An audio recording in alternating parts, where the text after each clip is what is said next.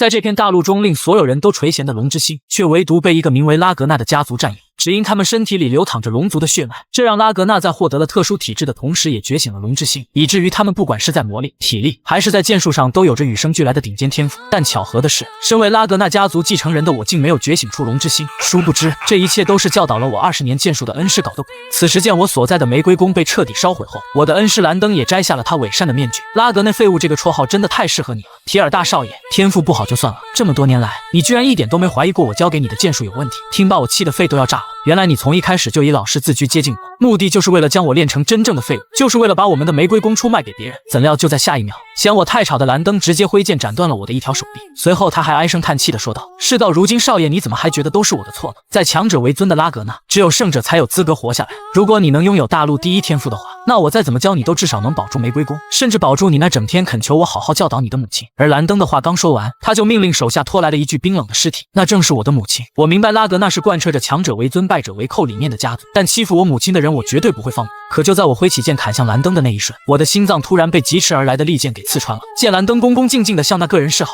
我猜测他估计就是预谋这场叛变的始作俑者。在神志不清的时候，我是多么想看清那家伙到底是谁。与此同时，在我内心的黑暗深处亮起了一道数据面板，没等我看清楚上面的字样，一把利剑突然朝我的双眸疾驰袭来。只见那个曾害我变成拉格纳废物的兰登正站在我的面前。今天的课程就到此结束吧。此刻的我懵逼极了，难道说这就是死前所谓的走马灯？不过可笑的是，我死后想到的居然是兰登曾经的样子。怎料话音刚落，在我内心深处的面板竟再次出现，并且上面显示着一个教程任务，让我用拳头去进攻兰登的面部。而在经过了我反复的试探后，我发现兰登是看不到这玩意，随即我便攥紧了拳头。虽然不知道这究竟是怎么一回事，但肯定是神想要帮我在死前好好谢谢的，那我就恭敬不如从命了。可让我没想到的是，这打后的触感居然跟真的一样。没等我思索半分，兰登突然变得杀意十足，他的剑猛地朝我的腰部打来。少爷，我刚才应该跟你说过了，今天的课程已经到此为止。我能理解你的心情，但留给你的时间不多了，你是没办法赶在开化仪式前突飞猛进的。不过我好心劝你一句，拉格纳家族就从没有使用过拳头战斗，更没有拿自己的恩师作为泄愤工具。与此同时，在周围修炼的其余人纷纷对我嘲讽了起来。不愧是拉格纳的废物，自己没天赋还要怪自己老师不行，这家伙真的是拉格纳的后代吗？不会是在哪个垃圾堆里捡来的吧？此刻听着这些人的杂言窃语，再加上修炼场尘土的触感，以及被兰登打后腰部传来的痛觉，我突然意识到，这很可能不是死前的走马灯，而是死后的我回归到了10年前17岁的时间线上。这时那道面板再次亮了起来，由于我完成了教程任务，作为奖励，我的拉格纳天赋即将被激活。随后是否立刻领取奖励的字样便出现了，我毫不犹豫选择了是。刹那间，只见在我的心脏处陡然间彩光四射，随着奖励派发完成，面板显示从现在开始，我的所有能力值都将以惊人的速度得到提升。看来我这是觉醒了小说中才有的变强系统，但唯一能证明这些都是真实存在的，只有跟他见了面后才知道。与此同时，玫瑰宫那边，兰登正跟公主聊着关于我天赋剑术方面的事情，但抛开提尔少爷在这方面挫败的情况下，我也一定会尽我所能，让他在5个月后的开化仪式上能够超常发挥的。闻言，公主塞西利亚拿出了一袋金币，那就拜托你了，兰登，麻烦你再对我的提尔多费点心思。我一直都相信他能够成为拉格纳最出色的剑士之一。而等兰登走后，他的口中还不断嘲讽着塞西利亚，真就蠢货才能生出大蠢货。也罢也罢，反正对我来说这都是好事，不仅有丰厚的酬劳，还有拉格纳直系血统导师的头衔，以及作为出卖提尔的情报并妨碍他成长的功劳，那位大人还会给予我未来的保障。提尔少爷啊，你可真是我的大恩人啊！可就在这时，兰登的脸色难看了起来，只见我正朝着他的方向猛冲过来。不过现在我的目标并不是他，而是我的母亲。在紧紧地抱住我的母亲后，我泪流满面。母亲大人，我想你了。这熟悉的感觉让我坚信自己真的回到了10年前的过去。面对着母亲的蒙圈，我并没有过多解释，因为从此刻起我要改变未来。即便现阶段的我还很弱，但系统的觉醒定会让我坐拥拉格纳家族的一切，甚至是帝国大陆的所有。兰登，你给我等着瞧，我绝对会让你不得好死的。时间很快来到了夜晚，此时的我正在4号训练场地完成着系统下达的另一任务，将自身的肉体锻炼到极限。虽然我现在的心里全都是向兰登复仇的想法，但凭借我这副虚弱的身体根本没法做到，我得先让自己变强点才行。在前世，由于我的实力不足，我被安排在了名为黑血情报组织的队伍，但这也让我有朝一日将那里学到的知识用到现在，能够让身体得到飞跃性成长的血质秘药，直到未来才被辨别出真伪的秘技术，以及曾经被我抛弃的极限修炼法。在我拥有了拉格纳的天赋的那一刻起，我就早已想到要把前世没跑的全部跑完，把没能挥舞的全部挥舞出去，这便是我对变强的绝壁渴望。不知不觉间，我已经修炼了快7天7夜。而与此同时，4号训练场地的管理员伊芙琳正坐在上面看着我。此人是上级剑士，前白甲龙骑队的副队长，在失去了左臂后才隐退当了4号训练场地的管理员。只见他纳闷地暗自道，明明是个废物，却如此刻苦修炼，他是真的没一点拉格纳家族的天赋在吗？反观我看着面板上的完成进度到了97%后，手中剑挥洒的力度变得更更大起来。我不敢有一丝懈怠，因为昨晚我只不过是想休息一会儿，结果却发现这进度条是会降低的。但这也诠释了任务的真正含义，只有在我肉体极限的情况下才能被完成。就这样，我在自己即将窒息前的1秒将进度条提升到了100%，而随着完成任务面板的弹出，一阵无力感瞬间涌散我的全身。作为奖励，我将得到龙之心，并且由于完成的快速，我将额外得到前世10年的魔力。在我即将晕厥的那一刻，我点击了立刻领取。下一秒，只见一股莫大的魔力突然冲进了我的身体，而这一幕也把在旁观看的伊芙琳给镇住了。这难道是？画面一转，我从昏暗的房间里醒了过来。在我询问这是哪里后，伊芙琳便走进来说道：“还请提尔少爷放心，这里是4号训练场地的休息室。但是你即便是拉格纳的后代，身体也没法经住的你这样疯狂的训练啊。”为此我向表示了感谢，并让他没必要给我操心。怎料就在伊芙琳提给我水杯的那一刻，他突然就变得严肃了起来。少爷，你应该知道的，在开化仪式没进行前，拉格纳家族有明确规定，绝对不能私自使用魔力。闻言我表示了肯定，这是因为在开化仪式前开启的话，会容易出现魔核暴走的情况。那您应该也很清楚违背禁忌的后果吧？在你失去意识的瞬间，我可是感知到你身体出现了类似魔力的波动。莫非提尔少爷，您是开启魔核了？看来伊芙琳昨晚目睹了我领取奖励的过程，但为此我依旧有办法应对。这一世觉醒了龙之心的我，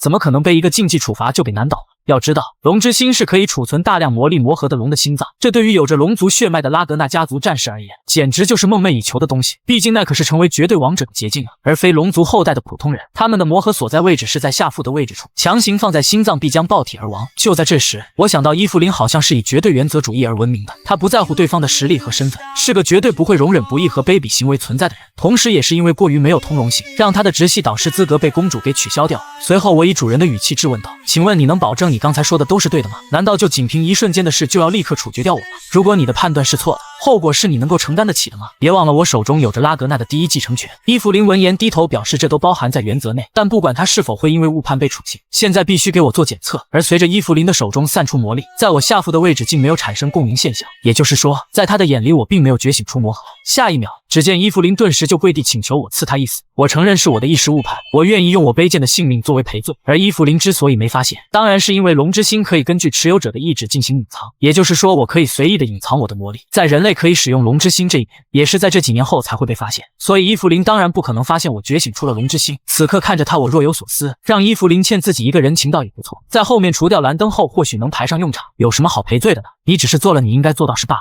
而且愿意赌上性命去向上位之人探求真相的，又有几个能做得的？干得漂亮，伊芙琳！时间很快来到几天后，在这几天里，我依旧被蓝灯这老壁灯乱教着，从站姿到挥剑无不让我感到别扭。于是为了摆脱这一处境，我想到了一个好主意。只见我突然将修炼用的剑给折成2半。你教的东西太垃圾，我一点都不想学。还有就是，凭你这点实力是怎么当上终极剑士的？反观被我嘲讽的蓝灯顿时怒气上冲，特么有种给老子再说一遍！怎么听上瘾了呀？我特么说，你纯粹就是连低等魔物都打不过的废物。还有就是你被解雇了，现在赶紧从我的视线里滚出去！闻言，蓝灯拿出合同的期限作为要挟，他不承认这唐突的解雇。我则是回应道：“要多少赔偿老子赔你，赶紧给我滚！”而我的目的也很明显，就是想要把蓝灯给甩掉，再找机会调查他背后到底是谁在指使。与此同时，系统面板给我派发了另一个新手任务，那就是打败蓝灯。结果在我还没向他提出以决斗的胜负，以此来决定是否被解雇时，伊芙琳就率先开口了：“你们就用拉格纳的方式解决恩怨吧，这是没必要闹到律法厅那边去。等胜负定后，败者就听从胜者的命令就行。”听到这消息的蓝灯自然很得意，毕竟他觉得以自己的实力，怎么可能打不过我这个废物？这个主意不错，还是得让我这个直系导师来教教少爷怎么做人。那好，提尔少爷和蓝灯你的决斗定在1周后，地点就在4号训练场地。之后我便找到了伊芙琳，询问他为什么要擅自给自己做决定。闻言，伊芙琳担心地说道：“既然您选择了跟他断绝关系，那就要断得彻底，因为蓝灯背后的人会帮他，就算你解雇了也没用的。”而在询问了伊芙琳，我才知道，原来他在看到蓝灯一直教我一些奇怪的剑术后，就做了调查，这才知道不为人知的事情。那家伙的雇主是东百宫的人，果然没错，跟前世一样，还是因为那个让人厌烦的权位竞争，真恨不得把那群家伙全都撕成碎片。不过伊芙琳也让我没必要去担心胜负的问题，因为这期间他会全力帮我的。虽然我越过蓝灯教你剑术有违道德，但他没资格带着拉格纳直系导师的头衔。画面一转，时间很快来到了决斗这天，看着我和蓝灯站在了4号的训练场上，在旁的人也是立马说3道4了起来，纷纷决定最多3个回合就能分出胜负。毕竟我可是被家族公认的拉格纳废物，怎么可能打得过等级在终极剑士的蓝灯？在战斗前，蓝灯一脸贱兮兮的说道：“如果少爷您能诚恳道歉的话，之前的事咱们一笔勾销，可不要为了一昧的自尊心赌上性命。听罢我回应这句话，应该是我说的才对。如果不想变成独臂剑士的话，现在就老实点接受辞退。兰登此刻的眼神里散射出了杀气，在遇到这件事后，他第一时间就找到了背后的雇主，对方给了新的任务，在与我对决中装成尸首杀掉我。而且这场对决律法庭并不知道，所以就算出现了意外，兰登也不会被过分追究。作为师傅的一方，兰登表示他可以把主动权交给我，让我率先出击。既然你那么想给自己找忌日的话，那我就成全你吧。随着我们彼此渐渐的激烈碰撞，3回合早就已经过去了，这瞬间就把刚才嘲讽自己的家伙给看傻了。到底是怎么回事？拉格纳的究极废物怎么跟终极剑士打得不可开交？与此同时，兰登边对决还边嘲讽我，怎么回事啊，少爷？难道连自己都瞧不起的终极剑士都招架不住吗？虽然兰登承认最近我的实力的确提升，但打败他根本不切实际。殊不知，在经过了将近30个回合对拼后，兰登终于意识到了不对劲，一个废物居然把他的攻击都给挡了下来。就在他思索这究竟是怎么一回事时，我严肃地询问道：“到底是谁指使你来接近我的？别以为我不知道你是被人派来故意教我垃圾课程的。”眼见兰登迟迟不敢做出回应，我便替他回答了：“是东百宫对吧？如果我说的没错的话。”听罢，兰登整个人都麻木了，他万万没想到自己的计划做得如此精细，居然还会出现漏洞。反观我则是抓住他发愣的瞬间，决定让他先尝尝失去一条手臂的滋味。而在斩掉兰登的手臂后，我将前世他对我说的话如数奉还给了他。事情之所以会变成这样，那都怪你这个虚假的终极剑术太弱了。在强者为尊的拉格纳，只有胜者才有资格活下来。就这样，我亲手了结了兰登这条狗命，完成了系统新派发的任务。同时，由于存在超额完成目标的情况，我被提供了额外的奖励。殊不知，就在我点击接受的那一刻，在我的头顶上空突然传来了一阵莫大的沙音。在此人落地的瞬间，训练场地当即碎石飞溅，魔力四射。等回头看后，我才惊奇地发现，来人居然是拉格纳家族9龙之一的魔龙，现役白甲龙骑队的队长尤里乌斯。他为什么会在这？不对，他从什么时候开始观看这场对决的？与此同时，场外的观众也被惊出了一身冷汗，他们自然都清楚魔龙的实力所在才会这样的。反观伊芙琳则很是头疼，特么你个尤里乌斯，就不能正常点走进训练场地吗？害得我后面又得收拾保养。一般9龙突然现身的原因只有2个：魔族入侵或者家族犯事。可这里既没有魔物，又没人惹事，尤里乌斯不应该来才对。怎料就在下一秒，尤里乌斯的神情跟遥控似的秒切换，紧接着他还边用手大力的拍我的背边夸道：“好你个提尔，你的手段还真是痛快又心狠手辣，我愿称你为背刺之王。”但转念一想，尤里乌斯又觉得不妥。毕竟兰登的所作所为活该被处死。不过这些都不是尤里乌斯来此的意图，他来是要邀请我加入到自己率领的白甲龙骑队。此话一出，瞬间引爆了全场的氛围。神马情况？尤里乌斯大人居然邀请拉格纳的究极废物进他的队？开化仪式不是还没开始吗？这未免也太冒风险了吧。的确，在没有开启魔盒的情况下，尤里乌斯根本就无法确认我的潜力。毕竟有的人天生剑术出色，但却魔力低等。怎料对现场人人都垂涎的邀请，我却是只说了3个字：我拒绝。这可把尤里乌斯给整尴尬了，随便找了个理由就离开了此地。很快这件事传遍了拉格纳的大街小巷，曾经一度瞧不起我的人，他们对我的称呼逐渐从拉格纳废物转变为了提尔少爷。同时这件事也传到了东百宫那边去了。只见此刻的公主艾米尔头都大了，这下真出事了，那废物居然杀了兰登，今后的计划可怎么办？闻言站在身后的人安抚道：不必担心，毕竟兰登本就是虚假的终极剑士，此人是艾米尔的哥哥埃德特洛伊万，并且还是9龙之一的亢龙。但其实艾米尔担心的并不是兰登的死，而是对决后产生的连锁反应。现在不仅是魔龙相中了那废物，就连伊芙琳也亲自教他剑术，已经不能再给他派新的导师去妨碍成长了。如果提尔开始崭露头角，或许我们占领玫瑰宫的计划将变得更难。说罢，门外突然有人走了进来，他是艾米尔的儿子厄西温。我的母亲大人，家主塞西利亚是不会为了这点小事就关注那废物。艾米尔则解释道：你们知道，在不惹怒家主的情况下占领玫瑰宫，最好的办法就是把他的儿子弄成窝囊废。厄西温摆了摆手：我们的计划不会受到任何的影响。魔龙和伊芙琳本就对弱者比较关心，就算他们再强，也不可能把废物练到棘手。殊不知他的狂妄却引来埃德的怒视。厄西温，我警告过你，对任何人都不准轻率过度，特别是对有着拉格纳血脉的人。好了好了，侄子我知道了，但既然你们这么担心，那倒不如我先过去玩玩，让那废物知道自己究竟几斤几两。与此同时，在另一边，伊芙琳的第一堂剑术课刚刚结束，随后他疑惑地询问道：与其让我当你的剑术导师，何不直接加入白甲龙骑队接受更专业的训练？自然拒绝只是我的一面说辞罢了。要知道，前世我最大的愿望就是加入到白甲龙骑队，考虑到开化仪式第1名的奖励就能实现愿望，那现阶段进去的话，未免也太损失了吧。我不能放弃向所有人展现我真正实力的机会。伊芙琳师傅，不是你想的那样，我拒绝尤里乌斯大人，当然是因为我还不够格。伊芙琳只觉得有点好笑，毕竟他曾经的队长看人的眼光就从没错误。而为了了解洞察之眼的能力，我对着伊芙琳使用我。下一秒，只见除了他的3维外，其余信息都十分准确的在系统上显示了出来。这项果然很有用，今后绝对会在很多地方用上它的。就在这时，有人突然叫住了我，他说他是南部检查站的西比尔德雷，有一件重要的事想找我探讨探讨。我看着此人的长相有点凶悍，以防万一，还是对他使用了洞察之眼。结果竟发现这家伙居然对我有着强烈的憧憬之心，特别想与我对练一次。随后系统还给我派发了最后后一个新手任务，摆脱掉拉格纳废物的头衔。可西比尔说话还真是不过脑子，直接当着我的面说，他之前非常认同我拉格纳废物这个绰号，但在看到我展现出不俗终极剑士的实力都是靠自己努力的结果后，他的态度变了。提尔少爷，我至死都将追随您，是你的出现才让一度自暴自弃的我重新燃起了斗志，所以还请您给身为南部废材的我一个对练的机会。若是换做以前的我，或许会怀疑这家伙的真心，但在洞察之眼之下，他的情况我一览无余。除此之外，在西比尔身后还有大批跟他有着同样心思的人。看来在我打败了兰登以及受到尤里乌斯大人青睐的传闻传开后，那些曾经不认可我的家伙基本都过来了，对我的态度转变为了敬佩，这还真是意料之外的事。现阶段就有这么多人愿意追随我，在成为拉格纳家主之前，我的确也需要一些支持我的人。还有就是我得趁今天的这次机会，赶紧把这最后的新手任务给完成了。而在得到伊芙琳的同意后，我便答应了与西比尔的临时对练。随着西比尔率先持剑发起进攻，我先是以防守的姿态试探他的实力究竟如何，可他未免也太过度贬低自己了，不仅速度快，挥砍的力度还相当足，这实力他居然自称是南部的废材，卷，实在太卷了。换作是前世的我，估计连一回合都挡不住，但现在的我想打败这种程度的对手，简直比喝水还要简单。只见在我全力的挥砍下，西比尔直接就被我击飞到了数十米开外，同时在无法继续战斗的情况下，他投降了。此刻看着剑中反射的自己，我突然想到了一个好玩的，那便是对着自己使用洞察之眼。随即一道关于我的面板就赫然出现在了我眼前，紧接着系统还传出另一信息，由于我发现了自身能力值，今后我的能力将会以数值的形式标记出现，而我的才能区域还有4个空位，也就是说我的极限将远超我的想象。只要今后继续完成系统派发的任务，我就将获得其余4个未知的才能。此时我的目光落在能力值上，多亏了龙之心和前世的魔力，现阶段我的魔力相当高，只是这运气值未免也太显眼了，居然被到了-47去了，这不禁让我联想到自己是不是被下了诅咒才导致这样，但这也直接的表示前世我运气之所以倒霉的真正原因，得赶紧找到提高的办法才行。与此同时，伊芙琳看着自己徒弟的成长很是欣慰，不仅亲手打败了终极剑士的兰登，即便这家伙的水平属于终极中的最底层，而且还得到了大队长魔龙的认可，这可谓是天胡的开局。要知道，在以强者为尊的拉格纳反应只有2个，其一是憧憬，其二便是嫉妒，而聚集在这里的人无一不是在诠释着前者，他们都对提尔少爷产生了憧憬之心。反观我则是准备继续开始对练，我太想要知道完成最后的新手任务后，我将会得到怎么样的才能。殊不知就在我打败了接下来的对手后，我竟发现到了一个特别的东西，只要打败一个想跟我对练的人并得到他的认可，我的运气值就会得到增加。就这样我便决定开启狂刷模式，将这里所有崇拜我的人都对练个遍，看看能不能至少把运气值拉回到0，顺带把那陪伴了我一世的称号给摘除掉。可令我万万没想到的是，虽然运气值确实如愿以偿得到了提高，但战斗了将近20次的我，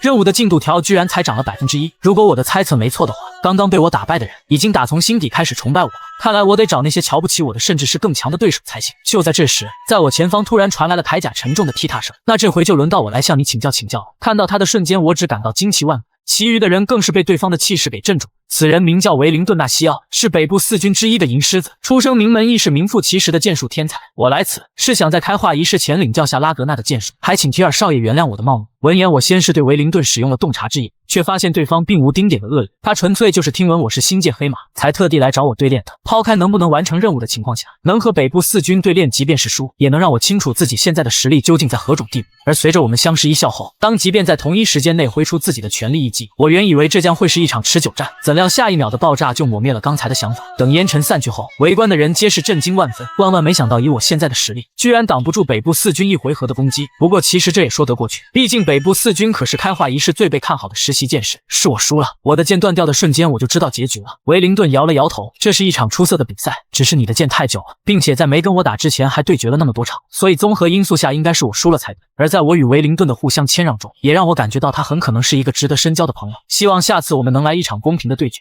好的，一言为定。由于得到了北部4军的认可，新手任务进度条也是瞬间增加了5%，幸运值也提高了10点。果然维灵顿真的很强，既是天才又是努力型。这一世我通过系统和前世的记忆确实变强了很多，但在与他剑身碰撞的瞬间，我就明白了，我距离能在开化仪式拿到第1名的实力还差得远了。就在这时，维灵顿说他这次来找我还有别的事，随后他递给了我一封邀请函，我想邀请你跟我一起去参加蛟龙会。闻言我表示蛟龙会可是很有名的，像我这种人肯定没资格参加的。听罢维灵顿连忙挥手否决，你在说什么风凉话？对于拉格纳血统的人来讲，这又不是多了不起的聚会，无非就是在开化仪式前庆祝下罢了。我实在想不通维灵顿到底在打什么主意，但蛟龙会是以厄西温为中心的小团体，那里有很多瞧不起我的人，最适合拿来给我完成任务，正好还可以趁机观察东百宫和厄西温的动向，所以自然我没有拒绝这份邀请函的理由。那这玩意我就拿走了，到时候记得顺路过来接下我。维灵顿听后哈哈大笑了起来，你还真是懂得薅我的羊毛啊，有什么不懂的地方随时都可以来问我。与此同时，在玫瑰宫那边，在得知我收到蛟龙会的邀请函后，母亲立马忙碌了起来。她叫来了家族里最好的礼服定制师，见状我一脸的懵逼。母亲大人，您这是要干嘛？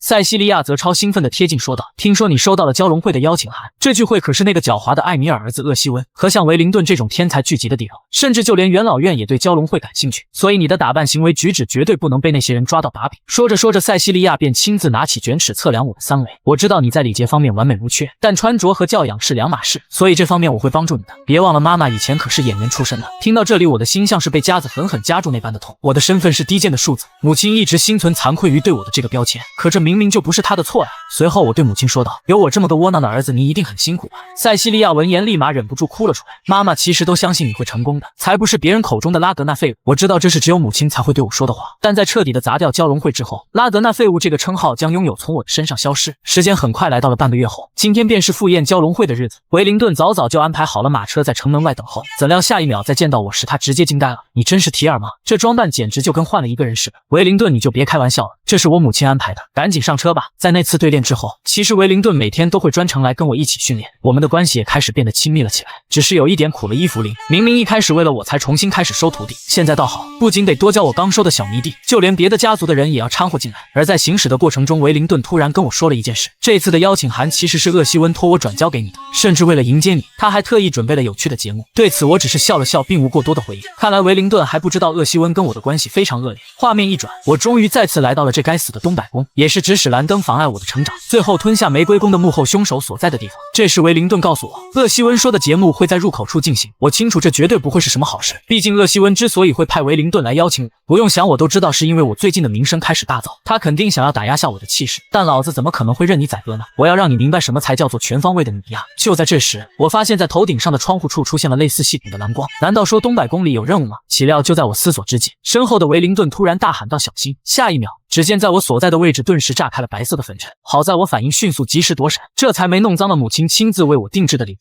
看着维灵顿怒气上冲，他这是想为我打抱不平啊！好你个厄西温，特么这就是你说的有趣节目吗？给老子滚下来解释一下！见状，我再次对他使用了洞察之眼，确认了他跟厄西温不是一伙的。而随着我抬头望去，果然会做出这种事的只有他。欢迎光临拉格纳的废材，这种特别的招待仪式应该是你最喜欢的吧？结果我接下来说的话，却让厄西温足足震惊了2分半。谢谢你这么大费周章的给我举办欢迎仪式，我很期待今天的聚会。只见厄西温露出了一抹邪笑，看来许久不见，你变得更有趣了呀。而等我们走进聚会的现场时，周围也是立马叽叽喳喳了起来。厄西温到底在想什么？居然邀请这种废物来参加神圣的蛟龙会！我猜厄西温是故意的，他这是要这废物来当跳梁小丑。维灵顿闻言替他们向我道了歉，他们平时都不是这样的。我回应道没关系，这么多年来自己已经习惯了。反倒是我要好好感谢下厄西温的邀请。显然维灵顿不明白我最后一句的意思，他的神情有点蒙圈，就让在座的各位再猖狂，等会有他们好受的。这时厄西温从楼上走了下来，怎么样废物，这场聚会还满意吧？可即便是赤裸裸的嘲讽，我依旧要忍住，必须按照原计划进行。当然啦，以后有这种聚会没必要让维灵顿转交给你，直接来玫瑰宫找我就行。随后只见厄西温搂住了我，刚才丢面粉是我的错，我向你道歉，但我好像只记得你是在向我打招呼。此话一出，厄西温直接猛地大力拍我的背，我的好提尔啊，这么久不见，你居然变得如此有趣，我真越来越喜欢你了。周围的人见状纷纷觉得我是在低头拍厄西温的马屁，毕竟就算同属拉格纳，也是有等级划分的。突然维灵顿的脸色逐渐难堪了起来，因为有人故意去触碰他的逆鳞。严格来说，维灵顿的出生也是庶子吧，还真是跟拉格纳的废物是天生一对啊。可殊不知我在等的就是这一刻，我要让维灵顿认为接下来我所做的一切有在帮他的成分在。于是我告诉厄西温我要离开一会儿，我得学你跟现场的新朋友打招呼。随后我径直走向了一个依旧还在喋喋不休讨论数字话题的家伙，拿起桌上的酒瓶朝他的脸门直接就抡了上去。见他还想反抗，我又是临门一脚直击下来。特么说谁是废物呢？数子的身份是招你惹你了吗？别忘了，你们家族只不过是我拉格纳的看门狗罢了。说罢我猛地一掰，将他的骨头给掰成了2截。那些家族等级跟他差不多的人在看到后，纷纷被震慑在了原地，不敢乱动，更是被我的一句谁也想要跟我打招呼吓得冷汗直冒。与此同时，我的任务进度条直接飙升到了 58%， 并且还在持续上涨中。怎料就在下一秒，我的脖子被4把利剑给围住了。刚才我伤的是他们的少爷，所以他们要让我以死谢罪。结果在我强烈的威压下，他们连剑都快要拿不稳了。反应过来的他们瞬间意识到不对劲，他们这是惹错人了。本还想道歉祈求我的原谅，可留给他们的却只剩脑袋落地。干得不错呀，伊芙琳师傅。而伊芙琳之所以会过来，当然是因为她实在放心不下我这个徒弟。他曾是厄西温的师傅，自然最清楚这家伙的性格，并且昨天魔龙也跟他聊过，还带了件白甲龙骑队的正式服装。他表示自己真的很看好我的潜力，所以一定要保护好。毕竟蛟龙会都是些血气旺盛的狼崽子，难免会有一场恶战发生。反观此时的伊芙琳很是诧异，你怎么知道我跟过来了？直觉。我回应他就2个字，不过我并没有欺骗他。只要拥有龙之心的拉格纳，第六感就会变得相当的敏锐。早在我上了马车的时候，我就发现到了伊芙琳一直卡着距离紧跟在我身后，但同时伊芙琳也印证了自己的猜测，我果然是在隐藏实力。这时我询问伊芙琳，若是在座的人侮辱了继承权者该怎么处理？伊芙琳的眼神瞬间变得凛冽，根据家规斩立决，但大家都还是些没有参加开化仪式的小朋友，就每人砍下1条胳膊就行。伊芙琳在领到命令当即踏步冲出，她按照我的要求，把那些侮辱过我的人全部给予了断臂处罚。而由于我只针对那些谈论血统的人，这让同样拥有继承权的厄西温根本无法阻止。很快伊芙琳完成了任务，同时我新手任务的进度条也是来到了100%。随后我在走前向厄西温摆了摆手，多谢你的款待，我们今天玩得很开心。如今新手任务全部结束，今后拉格纳废物的称号将不复存在，并且我还得到了经验值万能药。但今天最大的收获，当属是我把维灵顿和伊芙琳都拉拢到自己身边，今后对我的称王之路必有大大用途。等回去后，小迷弟在得知蛟龙会被我给彻底砸掉，也是特意给我举办了一场庆功派对。反观厄西温可就惨了，此时他正被母亲进行着巴掌教育，所以你是给那个废物提供了借口，让他把你的手下打成了重度残废吗？都叮嘱过你千万不要小看那家伙，现在不但没打压住气势，还让他反倒变得更嚣张了。再这样发展下去，霸占玫瑰宫的计划迟早得泡汤。厄西温本还想解释一番，但换来的却是艾米尔的无情呵斥。现在赶紧给我滚回去好好反省。而等厄西温走后，埃德便再次安抚道不必太过担心，他觉得这反倒是件好事。玫瑰宫那里虽然都是些废物，但一直以来都靠着家主撑腰，很难攻占。不过现在他们有个合理的借口，能将计划进行得更完美。既然我们担心提尔崭露头角会被家主看中变得更强，那就借这次他在蛟龙会上引起的大骚乱，用法律的手段来制裁他。如此一来，玫瑰宫将失去继承权位，自然就算我们吞掉东百宫也没人会反对。艾米尔觉得可行，便询问需要准备多久。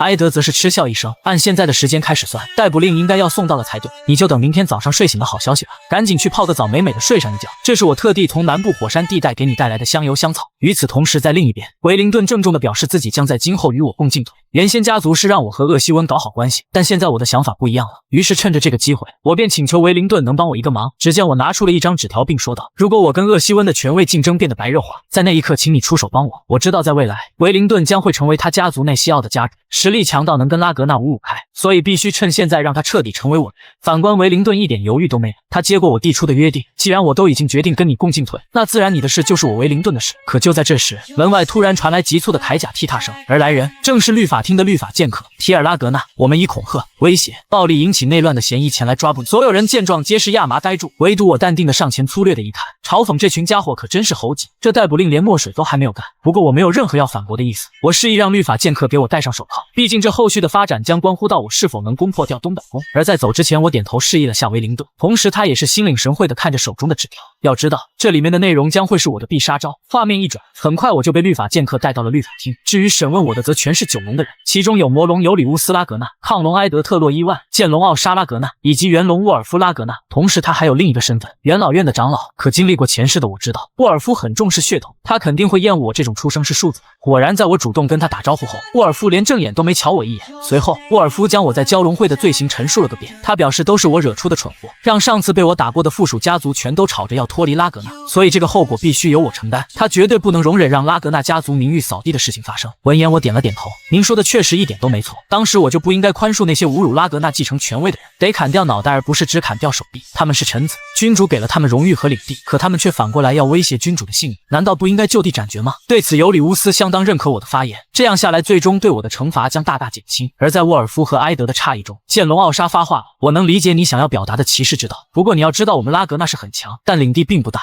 如果我们不去聆听家臣和骑士们的声音，最后拉格纳面临的下场只有死路一条，无法用霸道统治这个世界。听罢我回应道，我会牢记在心的。奥莎是9龙翼氏家主的第一夫人梅花宫公主，前世她从没对我产生过敌意，但是你明明知道玫瑰宫的下场是会那样。随后我询问具体我会被如何惩罚，沃尔夫直截了当地说，3个月的禁足令，由于在2个月后就是参加开化仪式的日子，所以我不同意这个判决。闻言奥莎给了我建议，那就是让我等明年的开化仪式，届时被我弄伤的那15名孩子也会一同参加。此时的埃德得意极了，先前在还没开始审问前，魔龙就替我求过情了，但换来的依旧还是我必将错错过今年的开化仪式。推迟开化仪式在拉格纳可是件不名誉的事，让如此不名誉的人代表玫瑰宫几乎微乎其微，那自然而然他们就有足够的手段吞下玫瑰宫了。反观我则是毅然决然要提起上诉，只是我清楚上诉后的结果可不仅仅是3个月禁闭的轻判，魔龙他肯定帮我求过情。此刻除了埃德露出一嘴的坏笑外，其余9龙皆是错愕不已。尤里乌斯更是询问我知不知道上诉代表着什么。当然知道，在强者为尊的拉格纳，上诉便意味着战争，胜者方将代表着真理。沃尔夫认为我的决定相当傲慢，以我的一己之力根本不可能抗衡15个家族的势力，自然我是知道的。但如此一来，战争就会上升到另一层面，在势力差距悬殊的情况下，双方就会用代理战的形式进行一挑一决斗来分出胜负。尤里乌斯听罢则对我有些失望，暗自道：作为被告的你代理只能选择自己，反观东百宫最差也会派出厄西温这种剑术天才，那你最后的下场必输无疑。难道你是以为伊芙琳和我会替你代理出战吗？简直荒谬极了。可他不知道的是，代理战对我来说只是诱饵罢了，真正的好戏还在后头。现在维灵顿和伊芙琳应该已经完成我的任务，并且拿到足以搞垮东百宫那群家伙的绝对证据。岂料就在我以为事情会按我的计划发展时，意外却突然出现。只见此刻我身后的门被赶来的人打开后，身处高位的9龙皆是单膝下跪以表敬意。没错，拉格纳的家主亦是我的父亲凯尔，他居然来了。我实习剑士提尔向伟大龙神的现身致意。与此同时，系统弹出了一个剧情任务，任务要求得到东百宫并找到关于他的秘密。见状，我想起在上次参加蛟龙会时看到的蓝光，我真是疏忽，居然把这件事抛到脑后去了。看来东百宫的确有什么猫腻存在，但现在还不是想这个的时候。现在我得先想办法应付父亲才行。儿子，你起来吧，我在路过时偶然听到关于你的事情，情况好像还很复杂，所以你确定要通过代理战进行2审吗？我给予了肯定的答复。父亲闻言沉思片刻后，就说到我不能为自己代表出战，于是便想让我选出一名能替代的人选。毫无疑问，父亲这是想要测试我，那我就如你所愿，我没有所谓的代理人，这场对决只能由我自己出战。虽然我清楚我输的可能性相当高，但不试试怎么知道？你儿子我就是要选择宁死不屈。此话一出，父亲当即仰天大笑了起来。大伙听见我儿子说的话没有？没有比这更适合拉格纳继承人说的。老子很喜欢你的态度，所以身为拉格纳主人的我决定考验考验你。若是提尔你能接下我一剑，我就赦免你的所有嫌疑。你没有拒绝我的理由，现在马上到外面来。突然，凯尔身后传来了反对的意见：家主，万万不能如此草率啊！这是因为埃德清楚，如果我能扛下那一剑，就能成为得到家主认可的继承人。虽然我知道提尔肯定撑不住的，但凡事都有个意外，所以他必须阻止家主这个决定才行。作为家臣，我的确没资格插手2位的父子情，可按照规矩，怎料他的话还没说完，父亲只是一句话就让他瞬间损了下来。看来你对我的判断很有意见。我明白了，家主，一切按照你的安排进行。随后父亲更是看向了台上的魔龙，因为从刚才他就一直在那里笑嘻嘻，而他也是乱说一通，当然只是因为太久没看到家主感不开心了。对此父亲自然懂他的心思，但现在得先办好正事才行。怎么样，儿子，我的这个决定你没意见吧？而如今计划都在往不可逆的方向在发展了，那我当然就得顺从此等天意。可殊不知，我回应父亲的竟是拒绝2字。闻言他瞬间愣住，但其实我想说的是，对我来说奖惩的结果不够公平，若是我获胜的话，我要得到更丰厚的奖励，毕竟父亲您的实力可是大陆最强，怎么能跟代理战的人相提并论呢？闻言父亲便询问我想要增加什么奖励，我则是一脸邪恶的回头看向埃德，我要东百宫。这可把埃德气得肺都要炸了，巴不得现在冲上去把我撕成2半。反观沃尔夫则是觉得我过于傲慢，最终只会引火上身。可对于父亲的性格，我拿捏的可谓是死死的。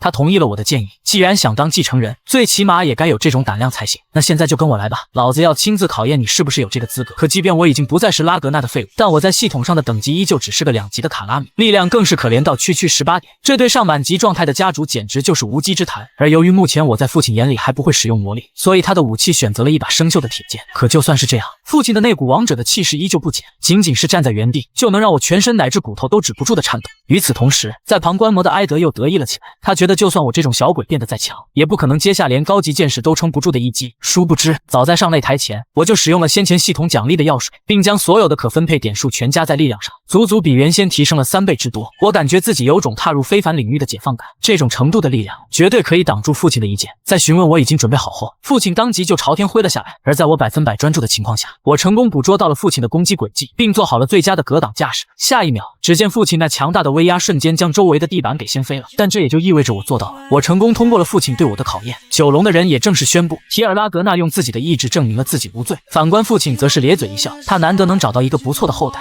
画面一转，等我从昏迷中醒来后，坐在一旁照顾我的母亲担心极了。当时听到自己的儿子居然要挨家主一剑，他想死的心都有了。随后母亲还哭着说，如果身体还有哪里不舒服的话，现在马上派人去把神官请过来。我告诉母亲自己已经无大碍，再说这里又是哪里？这时尤里乌斯替母亲回答了，这里当然是额外奖励给你的东百宫。就在刚刚，我按照家主的命令，把前东百宫公主厄西温以及埃德特洛伊万给赶出去了。与此同时，刚被赶出家门的艾米尔气得肺都要炸了，凭什么一个庶子也能抢走我的公主位置？至于埃德则是杀意腾腾，他命令厄西温在开化仪式开始后把我杀掉，绝对不能手下留情。而等我把母亲打发走后，我便来到了之前散发蓝光的房间。至于这把蓝色钥匙，当然就是开启它的必要条件。随后系统提示我发现了副本，作为奖励，我在副本里将得到双倍的经验值。不过这估计就是一种任务形式罢了，毕竟在东百宫里，怎么可能会有深不见底的洞穴？无论如何，我都要通关，绝对不能错过快速变强的机会。但在进去前，我还需要准备点东西。只见我在新获得的物品栏中装满了武器装备。等一切准备就绪后，我再次回到入口处，正式开启我的第一次副本任务之旅。很快我就在距离洞穴100米处的位置听到了魔兽的低吼声。下一秒，只见一头流着哈喇子的魔狼赫然从黑暗里走了出来，二声不叫就朝我猛扑过来。好在我反应迅速，及时用盾牌挡了下来。比速度的话，或许我比不过，但换作是正面硬碰硬比力量，我可就不会输给他这种货色。在下一回合主动出击的我也是成功命中他的颈。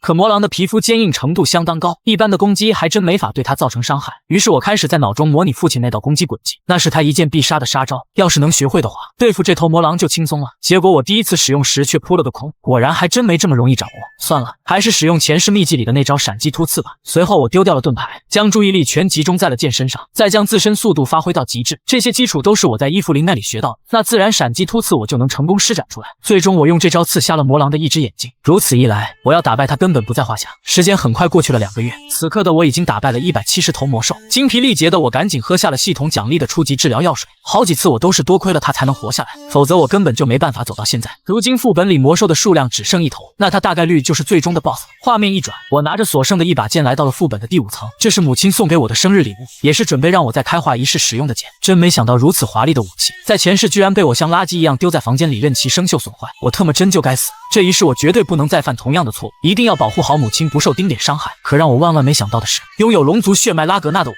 对付的副本 BOSS 居然也是龙种。难道说这只是单纯的偶然吗？不过好在这 BOSS 只是一头低级的德雷克，趁着他还在睡觉，若是我能充分利用龙之心的话，或许能做到一击秒杀。随着我再次使用了闪击突刺，我的剑直击德雷克的左眼处，本想着顺势刺穿他的大脑，结果这家伙居然连肉都厚到离谱。在躲掉了德雷克的尾部反击后，我施展出了另一秘技缭乱的步伐。只见此刻的我在德雷克的身上来回跳跃，并且每次跳跃还附带一下平 V 攻击。我的计划是想先用一般的攻击转移德雷克的注意，再找机会找到并刺中他的要害，也就是逆鳞。可突然德雷克仰天狂吼了起来，他的技能支配了战场，而感受到恐惧的我，身体动作直接迟钝了10%。眼见德雷克的巨爪近在咫尺，来不及躲闪的我只能拿剑硬扛了下来，但我也因此受到了较为严重的伤害。我深知时间越拖下去的话只会越危险，所以我得赶紧找到弱点，快速结束战斗才行。就在这时，我看到了德雷克逆鳞所在的位置，于是我先去佯装想要与其正面硬刚，实际却是在距离他嘴巴仅有 0.00001毫米间下蹲闪避，朝他逆鳞的所在位置使用闪击突刺。最终在自身力气告竭的瞬间，我成功破坏了德雷克的逆鳞。如此一来，副本内的所有魔兽都被我给解决掉了，而作为杀死德雷克的奖励，我得到了他的牙齿以及他的爪子，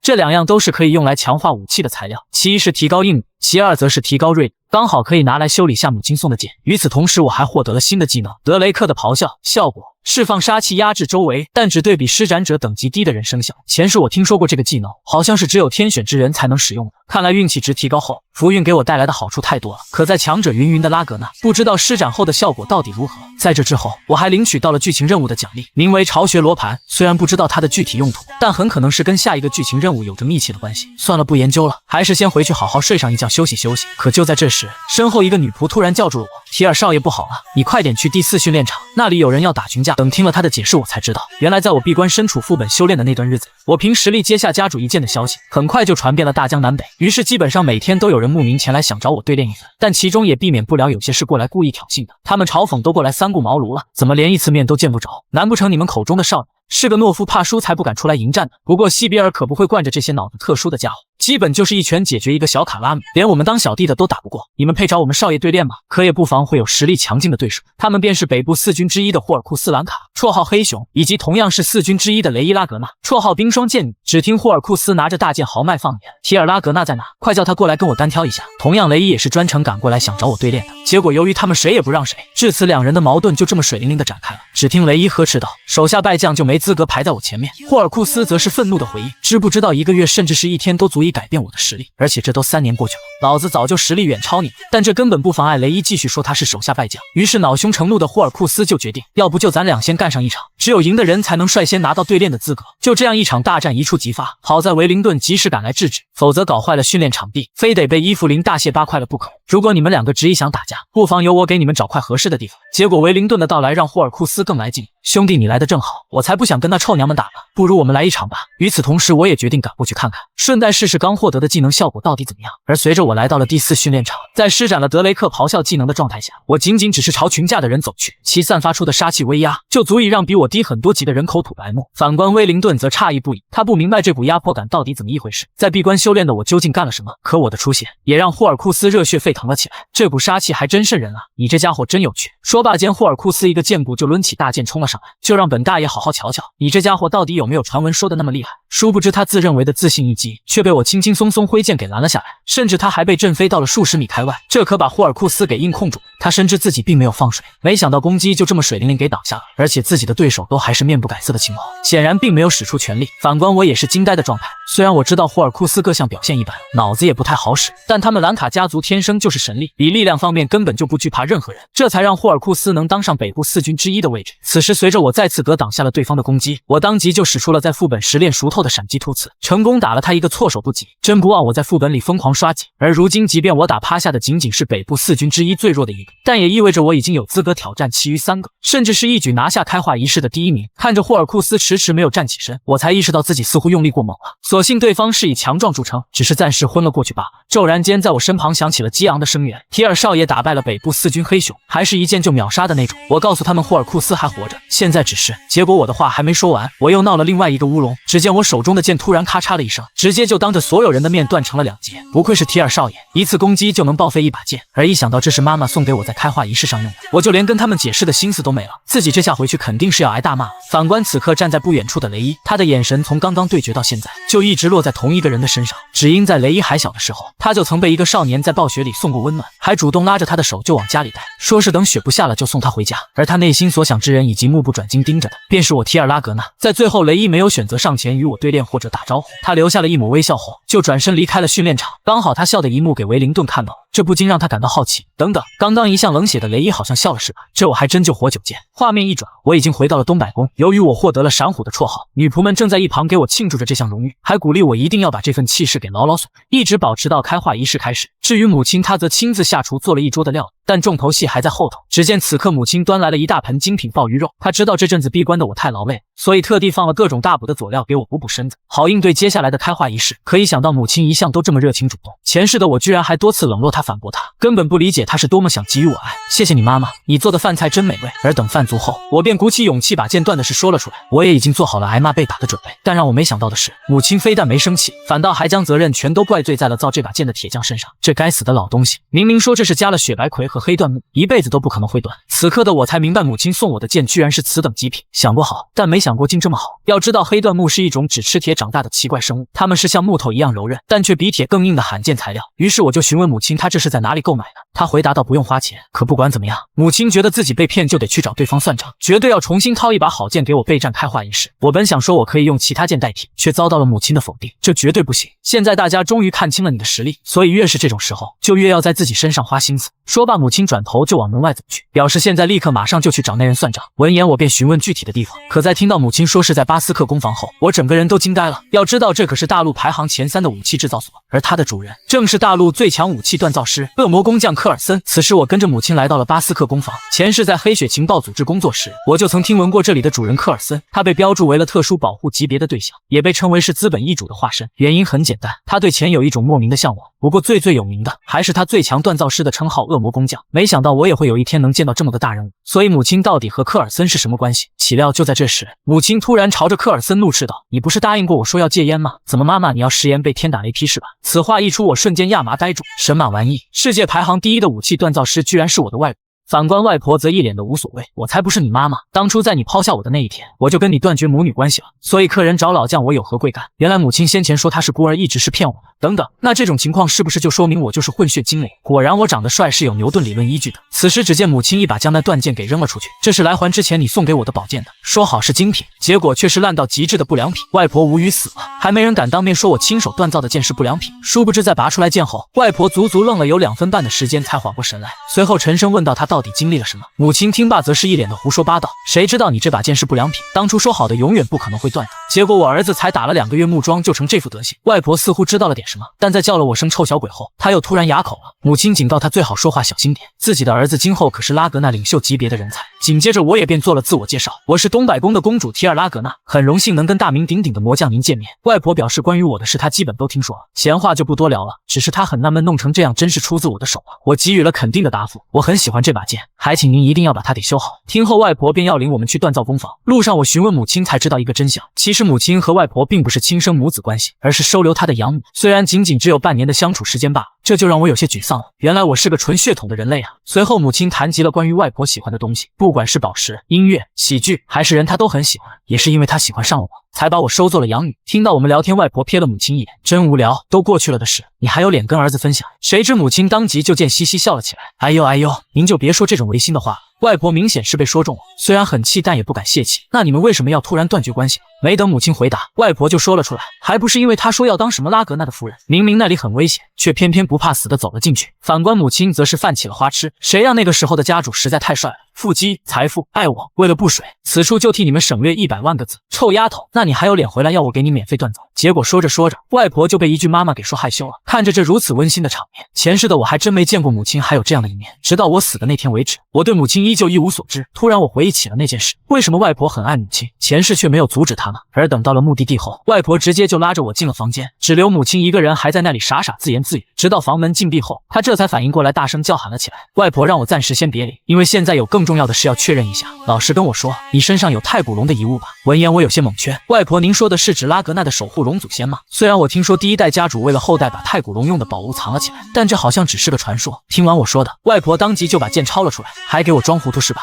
如果你没有遗物的话，怎么可能会把我的剑破坏成这副德行？除了遗物，根本没有任何东西能毁掉它。知不知道这玩意值多少钱啊？最后外婆也没跟我计较下去，而是领着我来到了房间的角落，接着拖着一个用锁链锁着的木棺就对我说道，这里面有我想要却得不到的东西，如果你能解开拿到，我就白白把它送给你。下一秒，只见那木棺突然泛起了任务的蓝光，难道说这是新的剧情任务？而从我异常的反应中，外婆能感觉得到，我的确是能看到普通人不能看到的东西。接着她告诉了我，这里面放着的是太古龙的遗物，这是在遥远的神话时代，太古龙用自己的獠牙做成的妖剑，名为月白，所以若是你能解开箱子的封印，那我就将这把月白剑送给你当做见面，但是处理不当的话很可能会死。这是外婆给到的警告。随后只见系统弹出了新的剧情任务，他要求我去得到月白剑的认可，可这也让我回忆起了前世的一段记忆。月白剑曾经是情报组织黑雪首领的主武器，这让本就身为九龙的他实力大增，只不过真正看过月白剑的人很少，这是因为那些见过他的人全都死亡或者莫名失踪了。而在我第一次遇到首领黑龙时，偶然间我居然能看到那月白剑的本体，最终也是因为这个特殊情况，我被留了活命并邀请加入到他管理的情报组织。而等回过神来，我粗略的算了下，距离我和黑龙见面还有4年的时间，也就是说在那之前月白剑一直都藏在这木棺中，既然上天都想要我拿下它，那我不妨就让它归入我麾下。于是我再次拿出了那把蓝色钥匙并插了进去，效果果然跟东百宫的一样，能用它开启任务副本。我在外婆的惊讶中成功的把封印给解开了，可殊不知就在触碰到它的瞬间，木棺中突然出现了一股强劲的吸力，并且从里面散出的黑色物质还不断的往我身上蔓延开来。就这样我两眼一黑晕了过去，只是等我重新睁开眼时，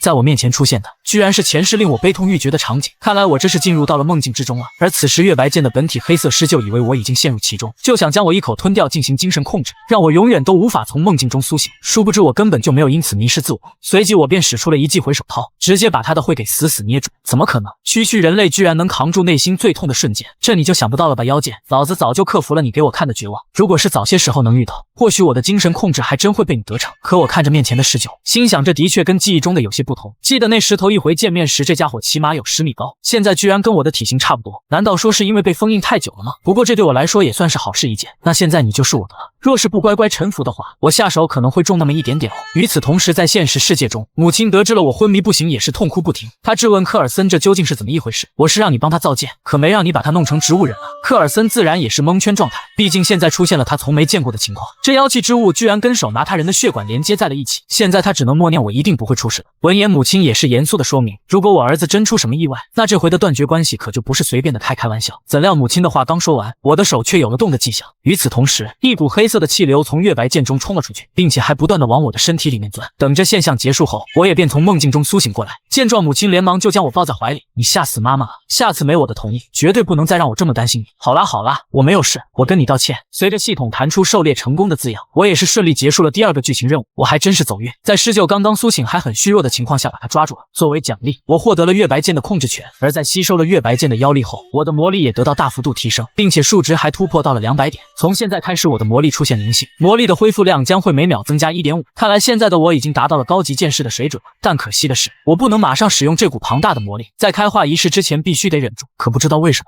从刚刚月白剑就一直发生剧烈抖动。一开始我还以为他这是还想反抗的意思，直到外婆解释后我才知道，这家伙是太久没出来被闷坏了，如今难得重新现世，必须得好好发泄下被关数百年的烦躁。之后外婆还指着面前的墙壁说道，要不你现在试试这把剑的威力如何，就用尽全力挥砍前方就行，这堵墙它坏不了了。在我再三询问外婆真的没关系后，我便决定在测试月白剑性能的同时，再偷偷使用下魔力。反正我有龙之心，就算是外婆也不知道它有隐藏功能。此刻随着我握紧剑蓄力开来，外婆瞬间就意识到了不对劲。下一秒，只见在我使用了突破闪击后，不仅是那堵墙，就连巴斯克攻防的那面墙都被劈成了2半。这一幕把外婆直接看得心破碎。我的攻防啊，我的钱啊，我的命啊！反观我则是对月白剑有所忌惮，因为在那一击后，这家伙居然把我的魔力都吃光了。可就在这时，外婆突然瞬闪到了我跟前，她的速度快到我连反应都反应不过来。而从外婆的神情中，我也知道，在我用龙之心隐藏了魔力下，她根本就发现不了。你这臭小鬼明明还不会使用魔力，真的只是凭借的锐气把墙破坏成这副德行吗？科尔森觉得除了天才，没有什么能够解释眼下的情况。怎料就在下一秒，想到有利可图的科尔森眼睛突然就亮了起来。此刻站在身后的母亲发现到了外婆的异样，妈妈，你该不会是想把我的儿子当做你赚钱的工具吧？外婆不敢多嘴一句，生怕坏了自己未来暴富的美梦。时候也不晚了，在跟外婆简单道别后，我就跟母亲坐上马车准备返回玫瑰宫。但想到今天自己把巴斯克工坊整出了个大窟窿，我心有惭愧，所以我就把从德雷克身上搜刮的战利品送给他，当做是用来维修墙壁的费用。可我的出现也着实让外婆大吃了2斤半，不愧是我看中的女儿，再过不久就能无忧无虑的享尽荣华富贵了呀。殊不知他话刚说完，不远处的乌鸦突然叫住了他，好久不见呢，魔将。科尔森听罢眉头瞬间皱紧，他知道接下来会有不好的事发生。画面一转，此时距离开化仪式仅仅剩下5天的时间，但我依旧不懈怠的每天迎接伊芙琳的训练。只是我的实力让他既震惊又欣慰，他真想不到短短半年的时间，我的实力就已经要赶超身为高级剑士的他。这要是今后能开放魔力的话，那在强者云云的拉格那里，必将再次诞生出足以领袖他们的怪物。好了，提尔少爷，今天的训练课程就到此结束。不得不承认你在剑术上的进步巨大，我想如果是少爷你的话，很可能有望坐上开化仪式的首席位置。闻言我笑着说道，这不都多亏了伊芙琳师傅对我的关照，若是我真当上了开化仪式的首席，等发表感想时我会再好好感谢你的。伊芙琳听罢无语极了，您大可不必多此一举，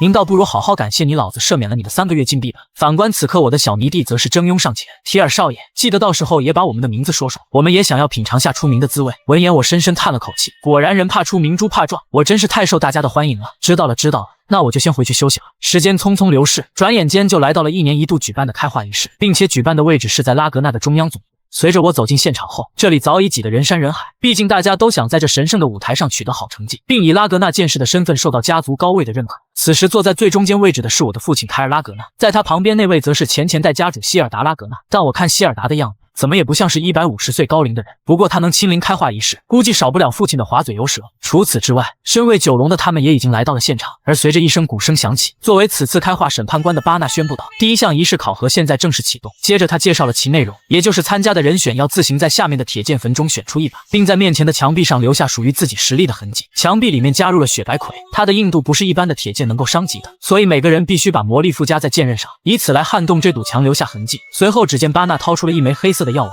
他解释这是名为索玛的特殊灵药，只要食用者摄入便能瞬间得到10年以上的魔力，以及开启位于丹田处的魔力核心。同时，它也是否能通过这场考核的关键。那么现在由我宣布第1名考生的人选，近期表现相当出色的提尔拉格纳。在众人仰慕的目光中，我走出了位列，拿到了那颗分发的索玛。虽然在前世，厄西温他成为了开化仪式的首席，但这次我绝对会修改历史。与此同时，系统弹出了新的剧情任务，请在开化仪式上拿到首席的位置。除此之外，希尔达询问凯尔：“这就是你经常跟我说的那个孩子对吧？看来你很期待他今天的表现。”别这么说，我看您比我更期待呢。而且他可是拉格纳鲜有的特级天赋型后代，那就让我好好看看这孩子究竟能给我送上多大的期待值。我不过是吃下了考核中能增加魔力的药丸，却把负责的审判官给吓个半死。只因我所增加的魔力早已溢出，超过了身体能承受的最大极限。若是无法将其压制住，我很可能就会经脉报废，沦为废人。原来这颗药丸一旦使用，就能瞬间提升至少10年以上的魔力，并且它还会随着才华的高低来决定扎根在丹田位置魔力的多少。前世的我的确因为太弱无法控制魔力伤了自己，但这一世我可是拥有着龙之心，这样的悲剧根本就不可能再次在我的身上发生。只见在我全神贯注的意志下，刚才还在溢出的魔力，现在反倒是开始往我丹田的位置凝聚了起来。随后我在审判官惊讶的目光中，成功的把这股强劲的魔力给压制住。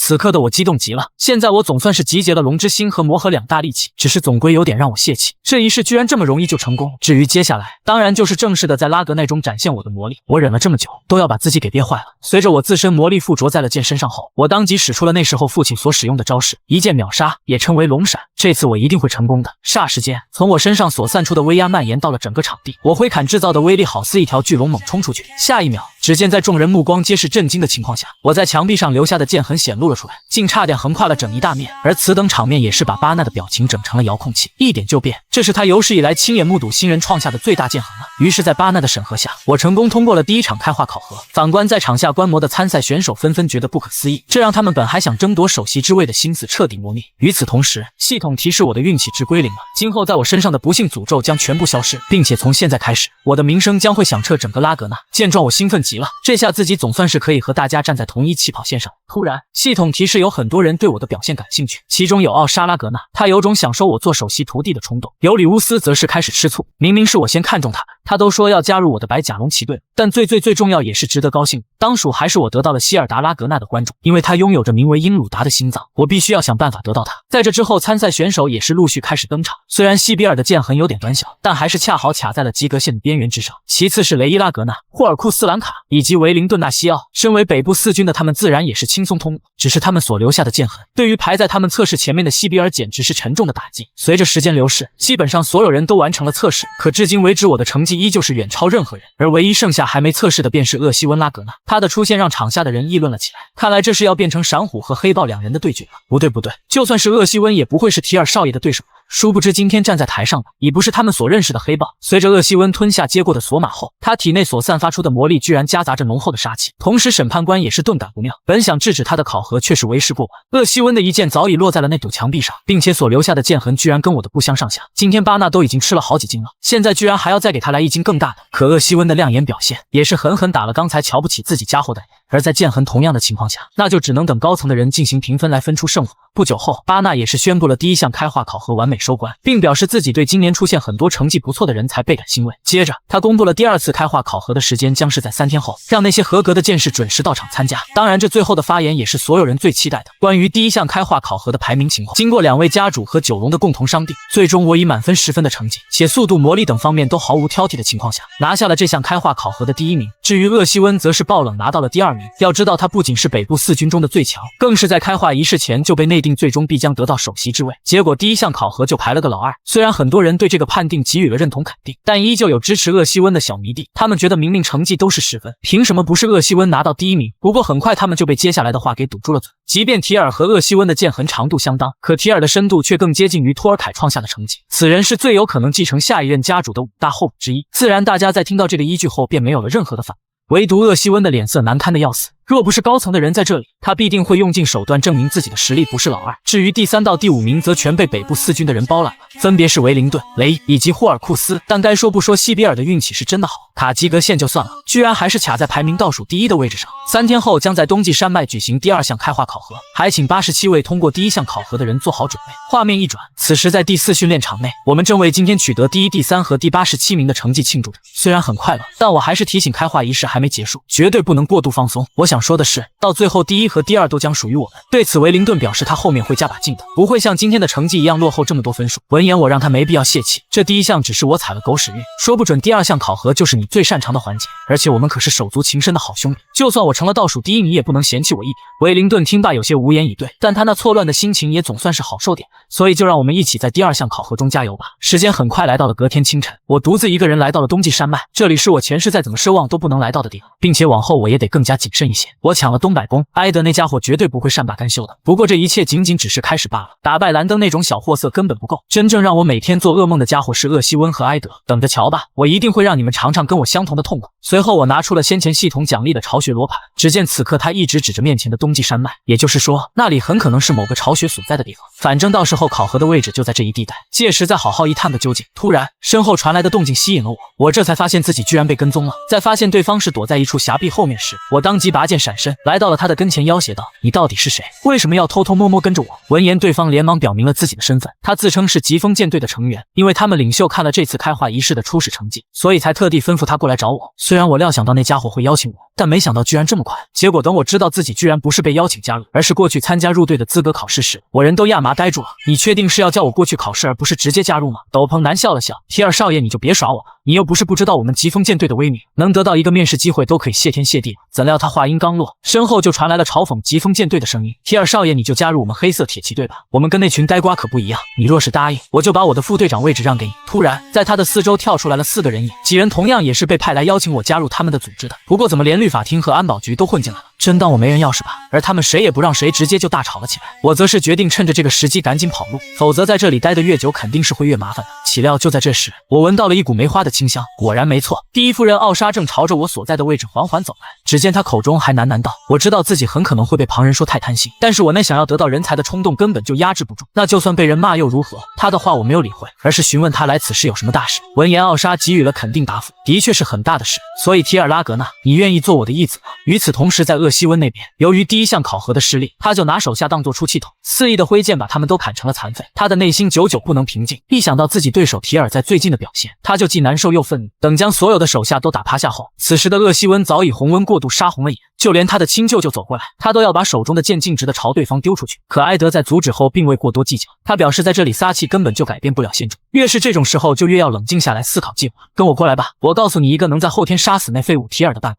身为龙神第1夫人的他只是略微出手，却当即把我震惊在了原地，只因他竟在一口气内完成了120次的剑技变化。而若是我能答应成为他的义子，那他便会把自己的毕生所学全都交给我。时间回到奥莎亲自莅临找到我的那一刻，在他说出想收我为义子的那句话后，先前想要邀请我加入他们组织的人纷纷自愧不如，他们所提出的条件根本拿不上台面。与此同时，在他们震惊的目光中，奥莎使用了她的独家秘技游离空间，而随着一股强力的魔力席卷开来，我和奥莎便来到了这游离空间当中。在前世我就曾听说过，这项技能是能够凭空创造一个与外部完全隔绝的异空间，可同时却也是我头一回亲眼目睹，简直震撼到姥姥家去了。这时奥莎拖着她的大雷笑着解释道：我之所以带你来这里，是想送你一项特别的礼物，虽然我的擅自主张可能会惹家主生气。闻言我疑惑地询问道：究竟是什么礼物得如此大费周章？下一秒，只见奥莎拔出了她的佩剑，并告诉我，家主的剑给人的感觉是王的蔑视，亦像是从天而降龙的气息，不惜一切代价。但是我跟他的可太不一样了，家主专注于一剑必杀，而我却是想在剑上实现让人捉摸不透的剑技变化。我所追求的龙乃是变化多端的存在。说着说着，奥莎便握剑舞动了起来，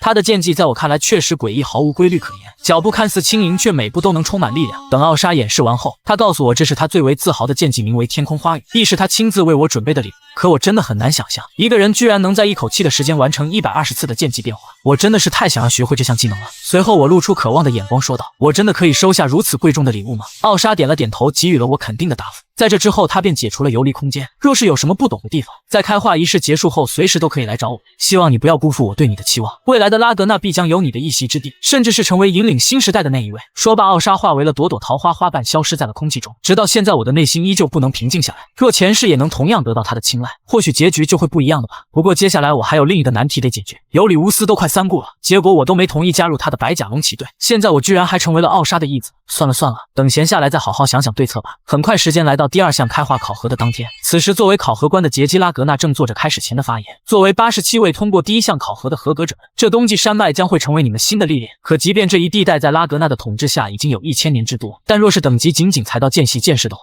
绝对不能深入到魔海那边去。诸位都是奔着要继承捍卫家族勇士的目标而来，所以我希望大家都要竭尽全力去完成今天的考核。随后杰基取出了一枚铃铛，这便是够能完成考核的关键道具。任务即是要在半个月的时间里抓到魔物并带上铃铛，再将其训为奴隶带回考核地点。至于这铃铛也是有等级划分的，所使用等级越高且成功的，最后所得的分数也将越高。考核中不限定用哪几种方式，只要在规定的时间内完成任务即可。听到这里我深思了下，也就是说不管从别人手中掠，甚至是因此大打一场都没有关系，还真是有趣极了。真不愧是一直贯彻强者为尊理念的拉格纳。不过在即将开始前，杰基还是提醒了一件事，最好不要轻易去碰紫色的铃铛，因为这类等级对应的魔物靠你们目前的实力还无法奴役。现在我手里拿着的是设置了魔物无法侵犯的图腾，它将作为安全补给点供大家使用。如今一切都交代完毕，那也便就意味着第二项开化考核正式启动。刹那间，所有人都离开了出事点，按照自己事先准备好的路线行动了起来。有的人认为物资重要，想要苟一段时间；有的人鲁莽想直接去找魔物战斗。反观此刻的厄西温，他满脑子想的都是舅舅埃德的叮嘱，并且埃德还能拿自己的命担保，一旦计划实施成功，这里必将是提尔拉格纳的坟墓。可厄西温不知道的是，此刻正有一双眼睛死死地盯着他。画面一转，在我按照巢穴罗盘的指引准备进攻一处密林时，结果下一秒维灵顿突然出现在了身后。一开始我还以为是想跟我一起行动，毕竟我们可是奔着第一第二去的。殊不知维灵顿居然是来给我下战帖的。他说这一次绝对不会把第一名让给我的，他同样也要争取拿到首席之位。闻言我不禁嗤笑一声，我明白维灵顿现在心里究竟在想什么，跟那个时候我败在他手上的时候一模一样，以比自己强的人为目标努力下去，并且超越他，成为比他还要强的强者。你的战帖我接下来了，别以为你是我的好兄弟，我就会对你手下留情。之后维灵顿便离开了这里，而我则是继续自己的秘密行动。很快在罗盘的指引下，我确定了目标所在，位于我头顶上方的山洞处，系统的蓝光正在那里闪烁着。